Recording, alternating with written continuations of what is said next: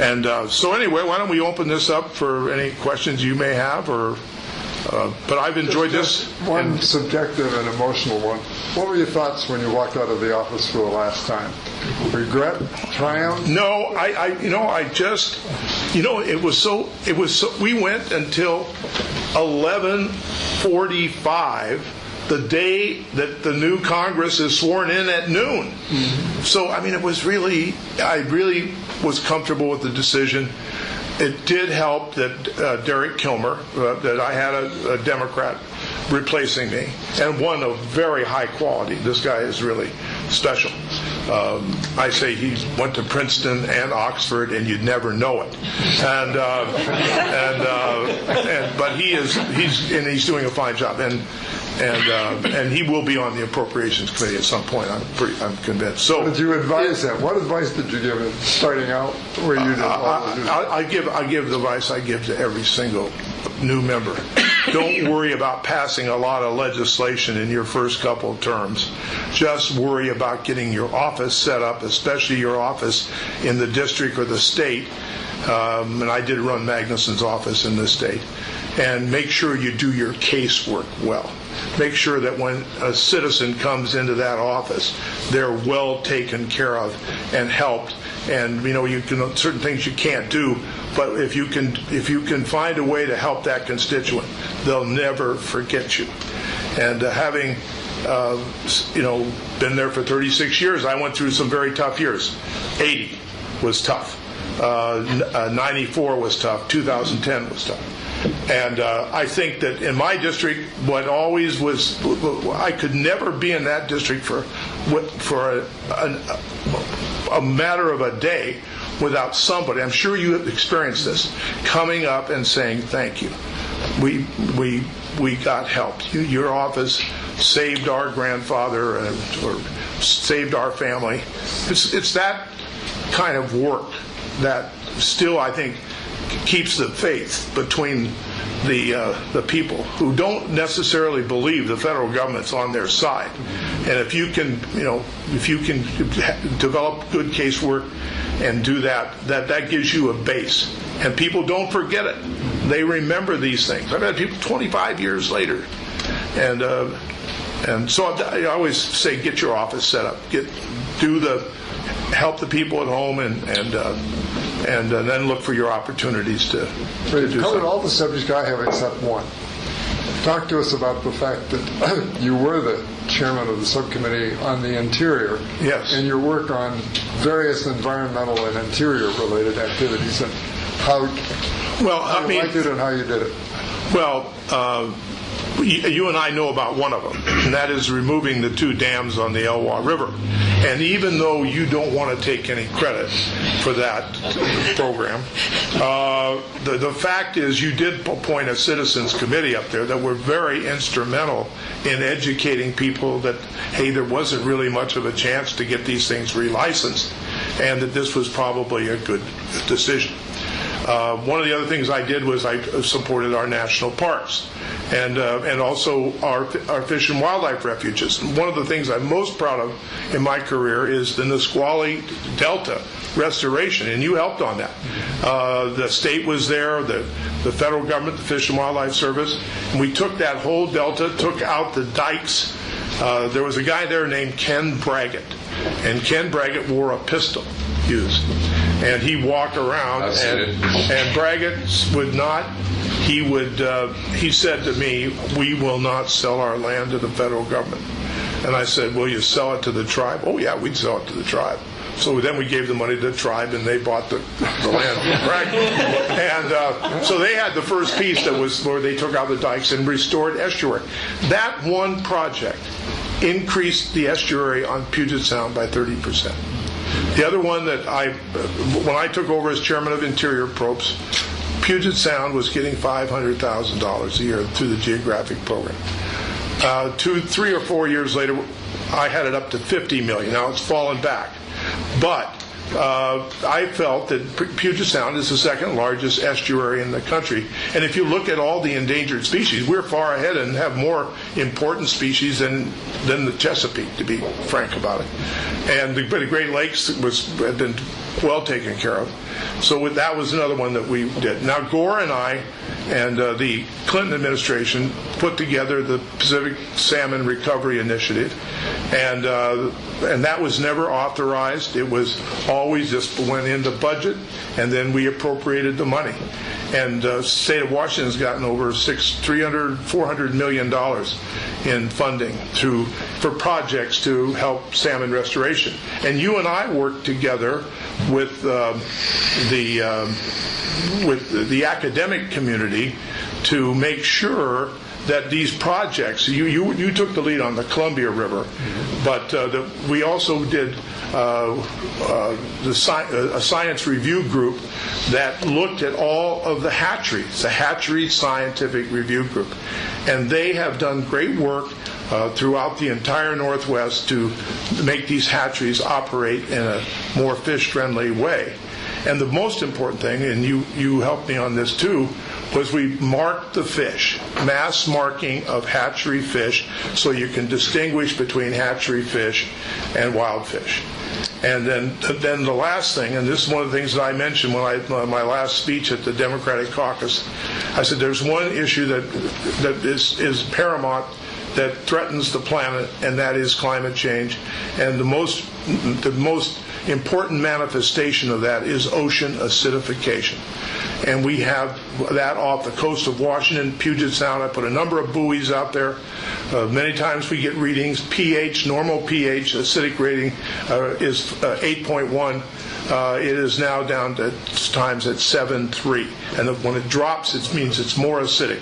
And that's why people like Taylor can't, at certain times cannot reproduce their shellfish, because it just comes unglued in the reproduction process because of the acidity in the water.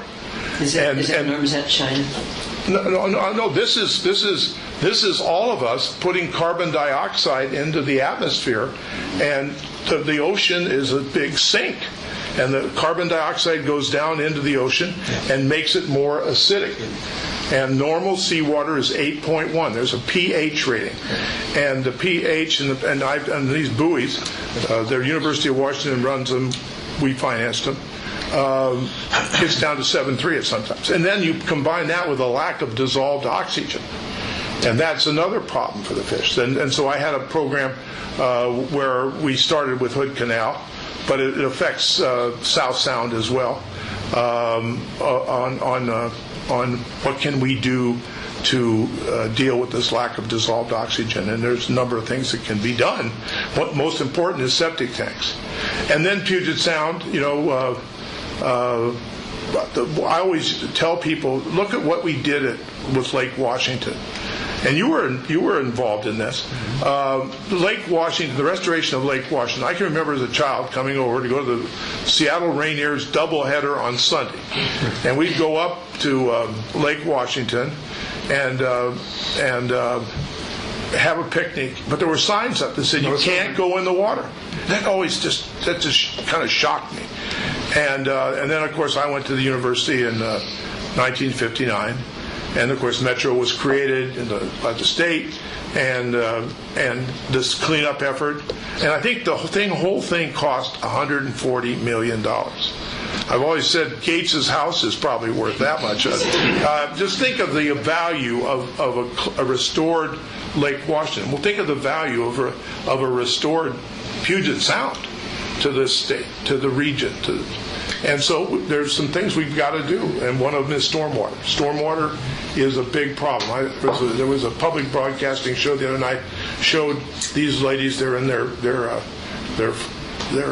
gear, and they're down there swimming around.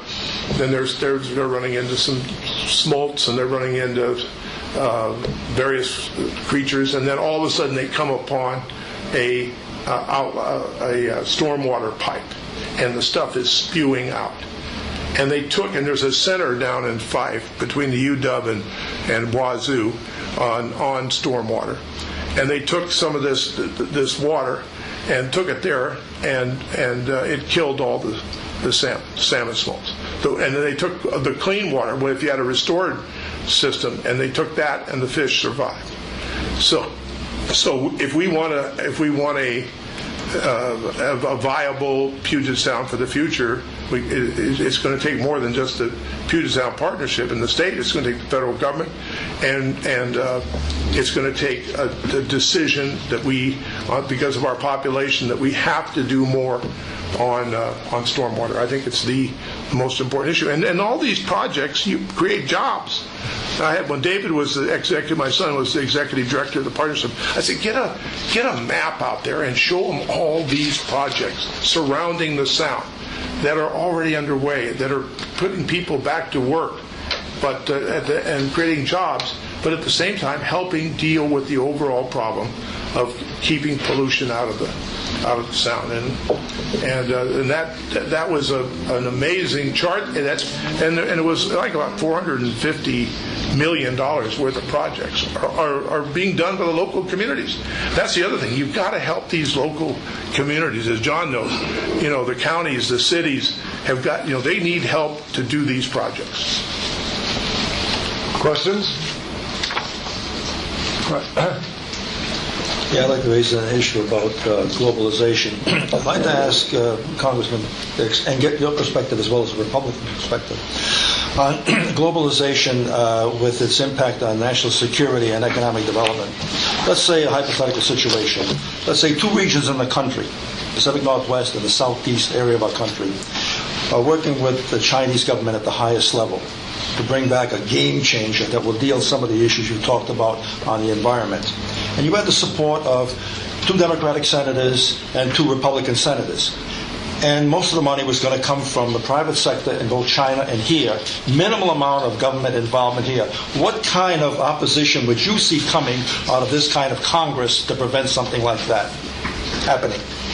Well, I mean, it depends on what it was. I mean, we do projects with China now. Now, right now, the relationship with China is pretty difficult because why? China is hitting us day and night with cyber security attacks. The other thing I told the Democratic caucus, that the other undone issue was cyber security. And Bill Lynn's on the commission. I just want to let you know. Okay. Is cybersecurity and the People's PLA, the People's Liberation Army, they have literally thousands of people doing this, and they're stealing our intellectual property, and the administration is going to have to be tougher with China on these things. So that affects the overall relationship. And in the South China Sea, you got the Chinese are making claims, et cetera, and we're going to have problems up in the Arctic, I'm sure of. But, if it's something constructive, if the Chinese wanted to use better technology, for example, on their coal-fired plants, and America could provide that, that would be in our interest, and I would think we could work on some of these things. Also, China buys a lot of our airplanes. Yes. We don't forget that either. So, and I don't want to see us make China an enemy. I think that there are a lot of people who just jump to the conclusion that we have to be adversarial. I think that we got to keep working with them to try to bring them into getting them in the economic group. What it would do, those kind of things. But they've got to learn that they've got to play by the rules. And you don't do that by selling Microsoft software out in the streets of Beijing, that hasn't been paid for. So you got to get through a lot of these problems that they have in order for them to be a legitimate partner. It would be basically the comprehensive marine approach for the North China coastal area and possibly other areas as well. And that's basically what they're talking about now. Yeah. They're talking about that now. And the technology issue is going to be a key because we may wind up talking about exporting certain technologies that seem innocuous for that, but could come back. And my concern is, what impact does it have on our national security? Yeah. Would you talk about the strategic rebalance to Asia and Joint Base Lewis McChord's role? And I saw in the paper a couple days ago that General Brown, who was a guest speaker here a couple months ago, was talking about First Corps, I Corps, and what they were doing. But it sounds like he's leading a big training mission down in Australia, and I was just wondering if you could talk about that and Joint Base Lewis McChord's role. You can talk about a repositioning of forces, and that probably makes sense. But with sequestration and all the problems at the Pentagon, the money is going down, down, down. It's going to make it harder and harder to execute these plans. Okay, so, and where are we? We're in Afghanistan. That's where we are militarily. So, and where are the big problems? Right now, I would say the Middle East is Syria and Egypt. I mean, it's going to be very hard for us to put too much more into the Pacific. And I know Fargo was here, others. Now, Fort Lewis had an amazing increase from about 17,000 to over 35,000. And 3 Stryker brigades. But as I understand it, one of those brigades is going to go away. And my advice to anybody is, if it'll make traffic better from Tacoma to Olympia, it may not be all that bad. We might be able to stand this, okay? Which is one of our ongoing problems. We put some money into to get this started, but obviously China is a big problem. North Korea.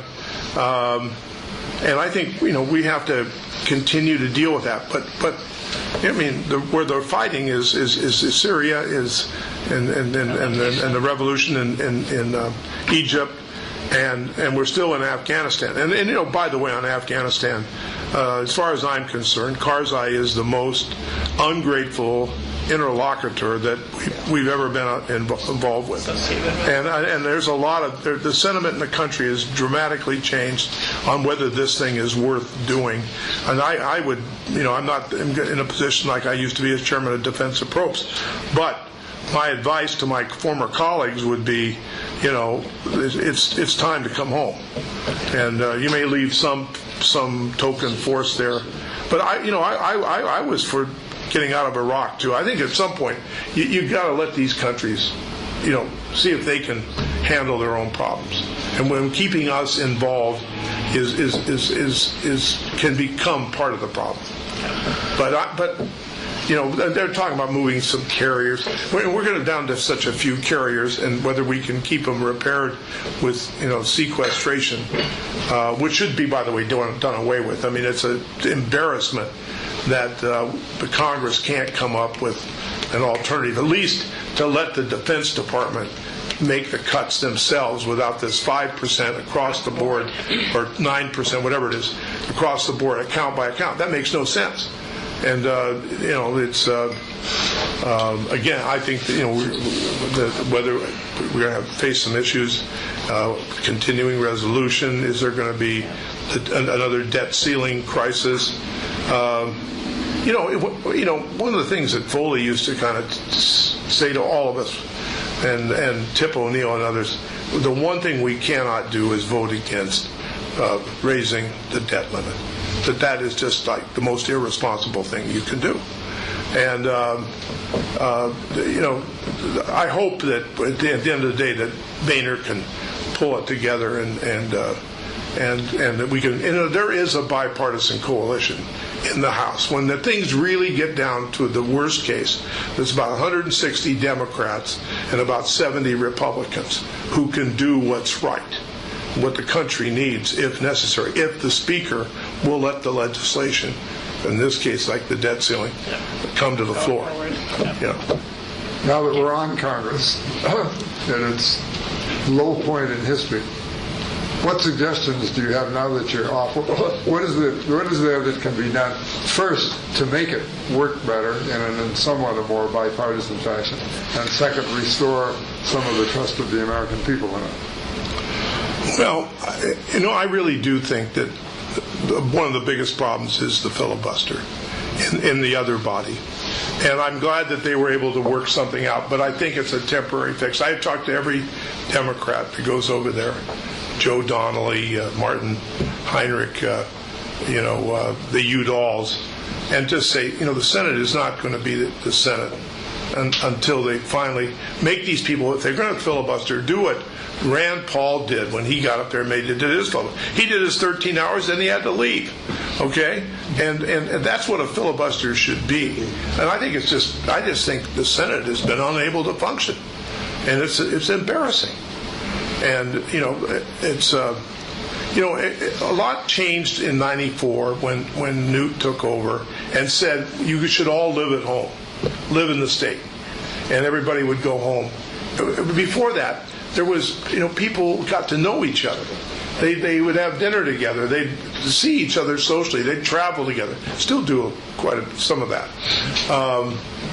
But I just think every elected official, once they're elected, has to put the priority of what can we do for the country, for the state or the district, be above partisan politics. And I don't know if you've read the book. It's Worse Than It Looks by Thomas Mann and Norm Ornstein. And it pretty well lays it out. And you're a master of redistricting. You're the best there is at this. Phil Burton would even take lessons from you. But one of the things I worry about is that we've gotten so many districts are so safe that people, there's no push for compromise. Compromise, as you and I know, is not a dirty word. I mean, we wouldn't have this country if we didn't have compromise. And it's, you just have to be able to work things out. You're not going to get everything. But the more important is to get the job done, get the legislation enacted, and improve things for the country. And, every member, I just think, when Hal Rogers was chairman, I'm the ranking member. I said to him, we're going to go back to, and he wanted to go back to regular order. I said, I'm with you. I'll be with you. You'll never have to look over your shoulder to see where I am. If I've got a problem, I'll let you know. And as I said, we passed 6 of the bills. So they passed the floor of the House, open rules, and we passed the other 5 out of 6 in the committee through full committee, which compared to the Senate was miraculous. Yeah. And so, again, I think, and what's really going to change it is, you know this as well as anybody. It's American people are going to have to say we've had enough and make a decision and go one way or the other. Because when we had a big majority, and the Republicans worked with us. Now, if the Republicans had a big majority, I think there would be a way to work out some things. But when both sides are almost at 50-50 and can go, it's all about who's in charge, who's going to be chairman of these committees. And until the American peoples, John Salter, who was one of the Scoops guys, used to say every now and then there's a tidal wave that comes across. In 80 was a tidal wave, and 64 was a tidal wave, 48 was a tidal wave.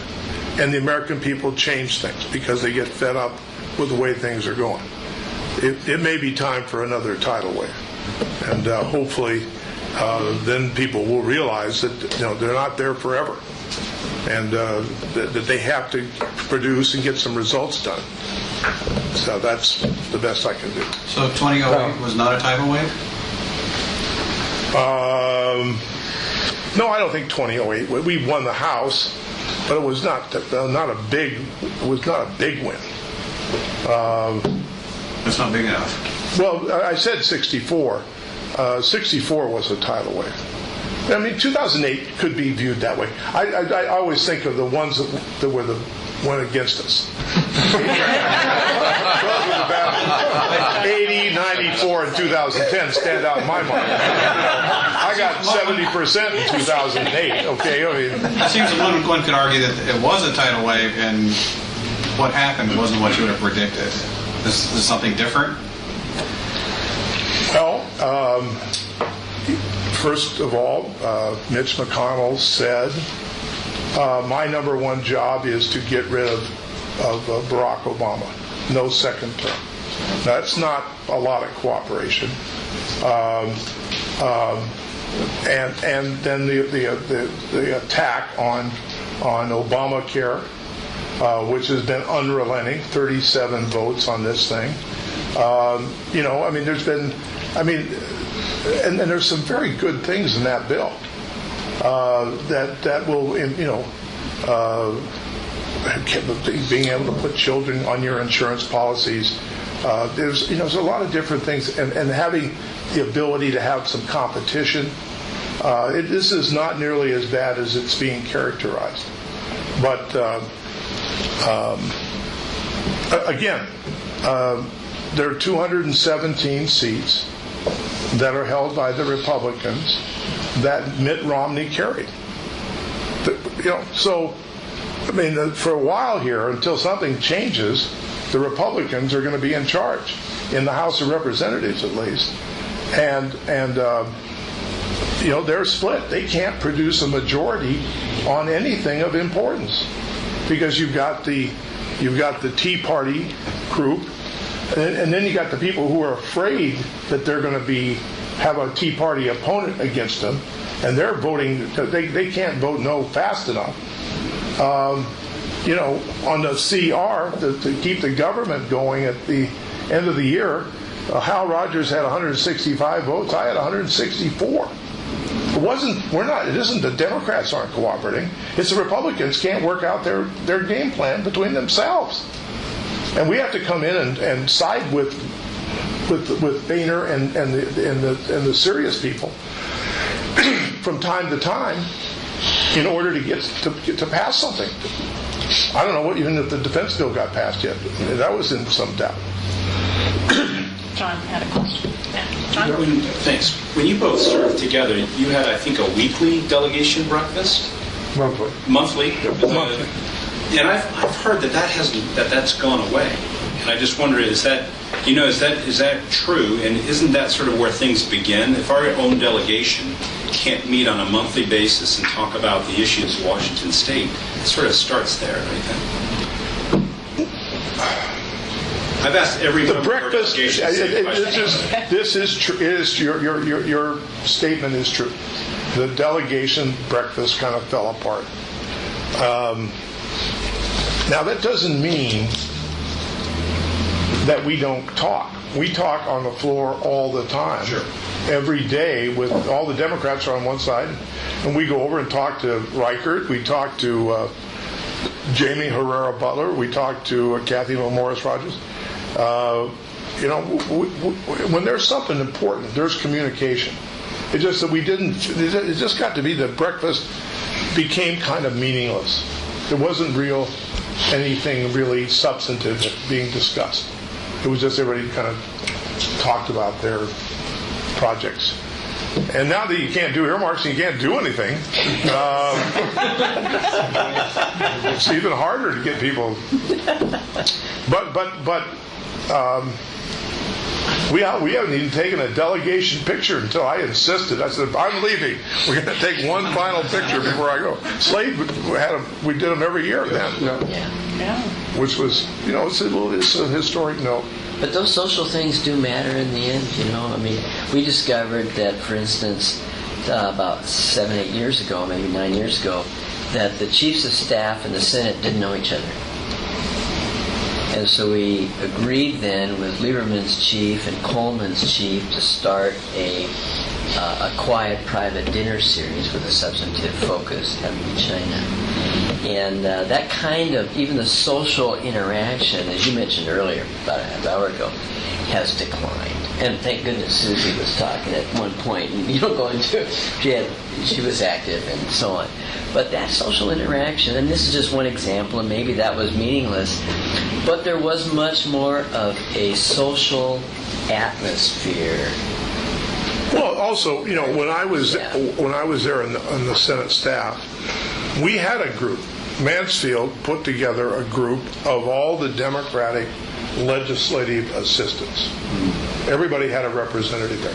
That was very useful because you got to know everybody, and you knew who to call in Ribicoff's office. You knew who to call in Tom Eagleton's office or whoever's office it was, Evan By, there was some,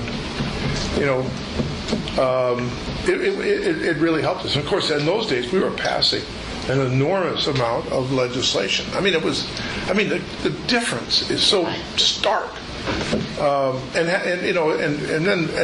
even the conference committees now have almost gone away. It's all done by staff. It's done outside of a formal conference where the members got together and discussed these things. I mean, that was. When did that particularly happen? Just in the last 10 years? It's in the last 10 years.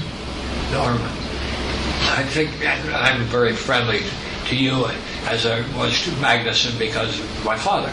Of course. And so I'm not going to ask a negative question. But I at a meeting not long ago, maybe a couple of years ago, I asked a question of one of your colleagues, and I've never mentioned his name, and I won't.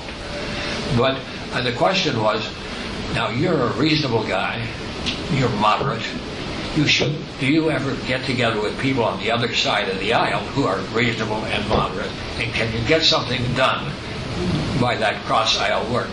And his answer was very disappointing. His answer was, no, I couldn't get reelected.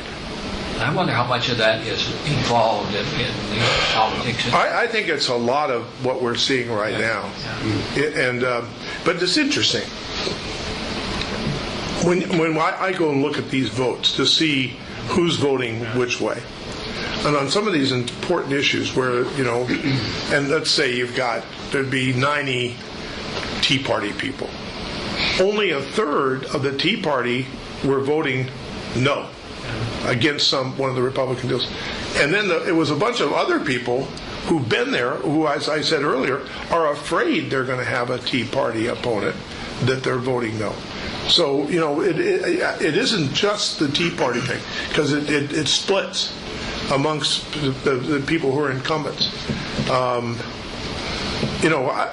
Everything I ever did in Congress, I was always bipartisan. I always had Republicans involved.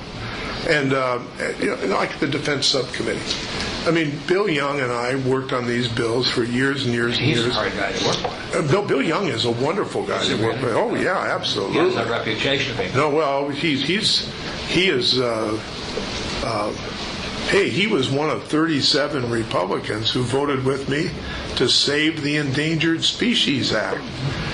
When Doc Hastings offered an amendment on the floor of the House, Bill Young. I mean, and he's a very good friend of mine, and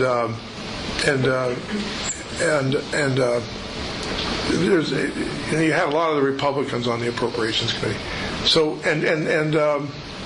and Jamie Herrera Butler voted with me, and Reichert voted with me. So, I mean, if you work it, you got to go talk to people. That's what a lot of people don't do. They just never, ever communicate with the other side. And they go home every weekend, so they never get to meet these people socially. And, the best place in the house to meet people is in the gym. The gym. That's where people come down and you get to know each other and talk and bang them off the boards. Well, we don't play basketball. They don't play basketball anymore, but we used to do a little of that. Everybody knew the Huskies.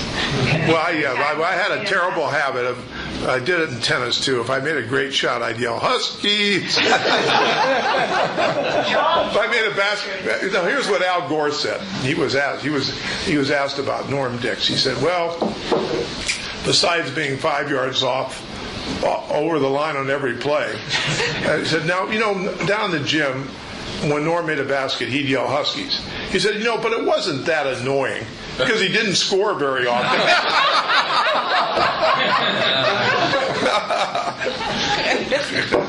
Couple more questions? Do you see earmarks ever coming back? No, I really don't. I mean, I would hope that we could at least have an authorization bill that has earmarks in it. Like the Indian land claim settlement, we authorized that, and then we appropriated the money afterwards. Not too far after, but there was a process. There was a process that you went through, and you had to do it right. But now they're saying you can't even authorize something, which is, I just think, giving all the power to the executive. Why have a Congress? If you can't take care of a problem. Now, what did I do? Okay, here's what I did. As chairman of Defense Appropriations, you couldn't do earmarks to help small. A lot of these earmarks go to small companies. We've got dozens of them in this state who have come up with a great idea. Scan Eagle. I could go through a whole list of them. NBR. And you're helping a good idea out, okay? So what I did is create a fund, $250 million, $250 million, for what we call a rapid innovation program. And now the Defense Department who was not thrilled about this initially, have embraced it. And they're putting out, you send in your white paper. So any company, nonprofit, whatever, can send in their idea. If it's worthy, it gets funded, and at least you keep some new ideas, some new innovation coming in. You could do the same thing in ag research. Ag research. Wazoo. I used to have 10 or 12 amendments for ag research programs at Washington State University. Now, I did it for Foley, and then I had to do it because McMorris Rogers and Doc Wood, not Doc, but what's his name, who was on the committee. Well, I've always given these guys such great advice. They wouldn't do earmarks, so I did them. And that took a little, but I did a few for Washington too. So, but that is handing the more prerogative over the executive branch. Well, every decision is then made by them. And the one where it really is, what I think is one that really scares me the most, is transportation. That was the one bastion where Democrats and Republicans get together and say, we got to do infrastructure. The Civil Engineering Society has rated our infrastructure.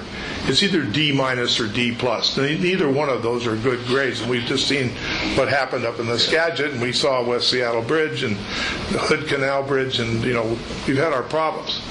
But infrastructure, and if you talk about wastewater treatment, one of our recent administrators, the governor of New Jersey, she did an estimate that we have a backlog on wastewater treatment at $688 billion. So you look at all the tunnels, the roads, bridges, things that we've got to do. See, this is what my criticism of stimulus was, that it was too soft. There wasn't enough infrastructure. There should have been, who really put this bill together, at least a third of it should have been, a couple $100 billion should have been infrastructure, because that is a job creator, and we need those projects. And that there's been criticism, but I can go through a list of projects in this state, including the Elwha and the Squally Delta, where that ARA money came in and was very helpful. It also, another huge issue is the protection of our infrastructure. The national electric grid is extremely vulnerable, both to cyber attacks and to physical attacks. And so some of these things need to be bolstered. And but when that coalition kind of fell apart, that was very concerning to me. I don't remember you speaking badly about D pluses, though. What? I don't remember you speaking badly about D pluses in the mid-'60s. Well, I was in the honors program, actually. Thank you. You speak a lot about the ability of members to be candid or speak with each other. Do you think that the changing information media landscape has an effect on that? So the media? Yes, I do. The ability for any I think video or soundbite. I think the media has contributed to this paranoia between the members in a great way. I really do. I should say more the ability for individual people to publish anything. So like Rami with the 47% comment, he said that comment at a fundraiser full of millionaires, supposedly friends, but it still reached the outside world. reach broad dissemination. I feel like that has a negative effect on members' ability to be candid with each other, or I think you got to know that everything you say now, especially now with these phones, they can record what you're saying. They can take your picture saying it. I mean, I just think we live in a world that is so communications have expanded. So I think you always have to be very careful about what you say in any situation, and especially if they think they've caught you off guard with this 47% comment. That had a big impact. And because the people hadn't made up their mind about Romney, and that hurt him. I mean, no question about it. Walt, good to see you. It's been a while. One of the reasons this is so much fun is because aside from maybe Tom Foley, there's no better storyteller in the whole state of Washington. Thank you. And I was going to ask John Kelly's question about the breakfast meetings and having those go away. It became almost, not much was occurring at the breakfasts of any meeting. That's why they fell apart. Well, let me ask another question then. Talk about the Defense Department under Chuck Hagel, whether he's going to be strong enough to manage the Defense Department through these hard times. Well, he had a very difficult confirmation, mainly with people in his own party. But I think he's off to a good start. The sequestration thing is a disaster. If he can't figure, if the Congress can't figure out some way to alleviate that, I don't see how anybody can run the department with these across-the-board cuts. And it's going to weaken us militarily. There's no question about that. And but so far he has not made any mistakes that I have, of any major mistakes. We got major problems. One is this ongoing situation in Egypt, Syria. What do we do about that? And then what do we do? How do we exit from Afghanistan? And then you got to worry about the People's Republic of China. You got to worry about North Korea. These are all the major issues. But funding is very important, and the training. Almost all of the troops have been trained to be involved in counterinsurgency, and so a lot of the troops have not kept up on other skills. So the readiness of our forces is being adversely affected. Will he be able to overcome his challenges of confirmation and working? No, I think he's done that. No, I think the Republicans are backed off on that. They're not out there, going after him on this and that. I think they're giving him a chance now to, and he didn't have any problem with Democrats. The Democrats support him. Norm, we're almost at the end of our time. Let's see if we can end on an affirmative note. What one or two or maybe even three major issues are there out there right now facing the United States on which you think there's a greatest chance of some kind of bipartisan conclusion and a solution? Well, I think the fact that the Senate was able to pass an immigration bill is very important. And here in our own state, this immigration issue needs to be dealt with. I mean, we've got farmers over in eastern Washington who desperately need to have clarity on the legality of the people that they're working with. And I hope I hope somehow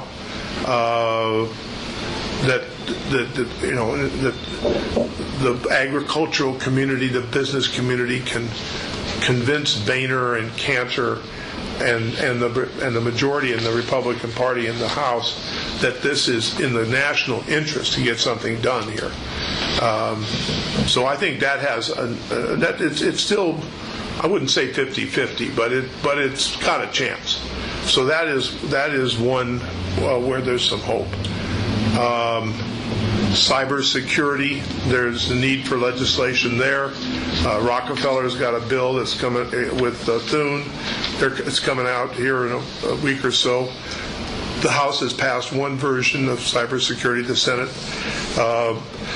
has not yet voted. hopefully they can get us. We need a cybersecurity bill that gives Homeland Security authority that allows us to deal. And we got to figure out how are we going to respond to this ongoing assault against us. And I think there's bipartisan concern both amongst Republicans and Democrats that something has to be done on this, on that. So those two, climate change, which is, still there's a lot of people on our side that are not convinced about this. But you look at the weather, you look at the forest fires. I held a hearing when I was chairman of Interior. I said to all the resource agencies, can you see anything on the ground and they said, yes, we can. First of all, the seas are truly rising. Somebody who lives on Hood Canal, this worries me greatly. We had a tide early in January that was almost up to the doors. I was glad I sold my house with a basement out there and got another one.